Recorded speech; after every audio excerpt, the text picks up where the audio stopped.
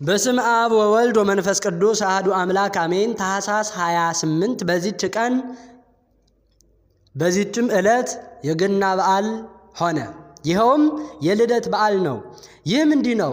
በአምላካችን በረቀቀ ጥበቡ ሰዎች ሁሉ ይቆጠር ዘንድ ስማቸውንም ይጽፉና ይመዘግቡ ዘንድ ከንጉሥ ቄሳር ትእዛዝ ወጣ። ስለዚህም ከእመቤታችን ከከበረች ድንግል ማርያም ጋር ሊቆጠር ዮሴፍ ከናዝሬት ወደ ቤተልሔም የእርሱንና የቡሩክት ድንግል ማርያምንም ስም ሊያስመዘግብ ወጣ። እርሱ ከይሁዳ ነገድ ከዳዊት ወገን ነውና፣ ቤተልሔምም የዳዊት ቦታው ናትና። የከበረ ወንጌል እንደተናገረ ከዚህ በኋላ ከዚያ ሳሉ የምትወልድበት ቀን ደረሰ። የበኩር ልጇንም ወለደች። አውራ ጣቱንም አሰረችው፣ በጨርቅም ጠቅልላ በበረት አስተኛቸው፣ ለማደሪያው ቦታ አልነበራቸውምና። በዚያም ስፍራ እረኞች ነበሩ። ሌሊቱንም በየተራቸው ተግተው መንጋዎቹንም ይጠብቁ ነበረ። እነሆ የእግዚአብሔር መልአክ አጠገባቸው ቆመ፣ የእግዚአብሔርም ብርሃን በላያቸው በራ፣ ታላቅ ፍርሃትንም ፈሩ። መልአኩም ለእናንት ለመላው ዓለም ደስታ የሚሆን ታላቅ የምሥራች ነግራችኋለሁና አትፍሩ አላቸው። እነሆ ዛሬ በዳዊት አገር መድህን የሆነ ጌታ ኢየሱስ ክርስቶስ ተወልዶላችኋልና፣ ለእናንተም ምልክቱ እንዲህ ነው። ሕፃኑ አውራ ጣቱን ታስሮ በጨርቅ ተጠቅልሎ በብረት ውስጥ ተኝቶ ታገኙታላችሁ አላቸው። ድንገትም ከዚያ መልአክ ጋር ብዙ የሰማይ ሰራዊት እግዚአብሔርን እያመሰገኑ በሰማይ ለእግዚአብሔር ምስጋና ይሁን፣ በምድርም ሰላም ለሰው በጎ ፈቃድ እያሉ መጡ። ከዚህ በኋላ መላእክት ከእነርሱ ዘንድ ባረጉ ጊዜ እነዚያ እረኞች ሰዎች እርስ በርሳቸው ኑ ወደ ቤተልሔም ሂደን ይህንን እግዚአብሔር የገለጠልንን ነገር እንወቅ አሉ። ፈጥነውም ሄዱ።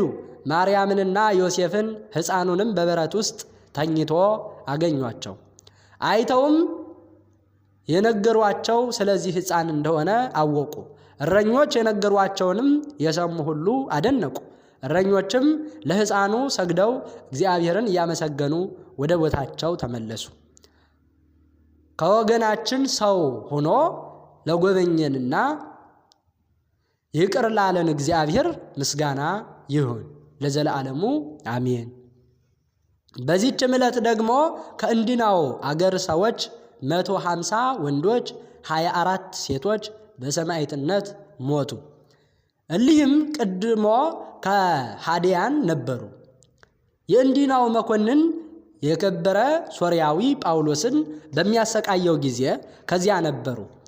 ሲያሰቃየውም ይመለከቱ ነበረ። መኮንኑም ችንካሩን በእሳት አግለው ዓይኖቹን እንዲያወልቁ አዘዘ።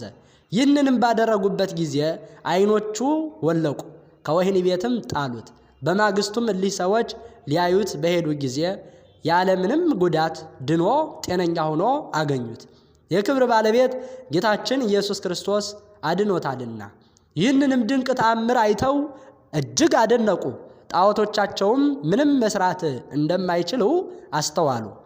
የክርስቲያኖች አምላክ እርሱ እውነተኛ አምላክ እንደሆነ አወቁ። ወደ ከበረ ጳውሎስ ሂደው ሰገዱለት፣ እንዲጸልይላቸውም ለመኑት። እርሱም ባረካቸው። እግዚአብሔር እምነታቸውን ተቀብሎ ከሰማዕታት ጋር ይቁጠራችሁ አላቸው። ከዚያ በኋላ ወደ መኮንኑ ቀርበው በክብረ ባለቤት በጌታችን ኢየሱስ ክርስቶስ ታመኑ።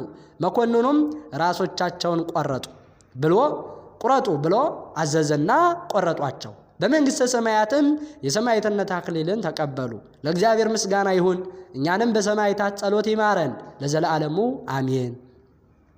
በዚህችም ቀን የአባቶቻችን የአብርሃም፣ የይስሐቅ፣ የያዕቆብ መታሰቢያቸው ነው። ለእግዚአብሔር ምስጋና ይሁን ለዘለዓለሙ አሜን። ታኅሳስ 28 ቀን የሚከበሩ የቅዱሳን በዓላት አማኑኤል ቸር አምላካችን፣ በዓለ ገና ስቡሕ፣ ዕለተ ማርያም ድንግል፣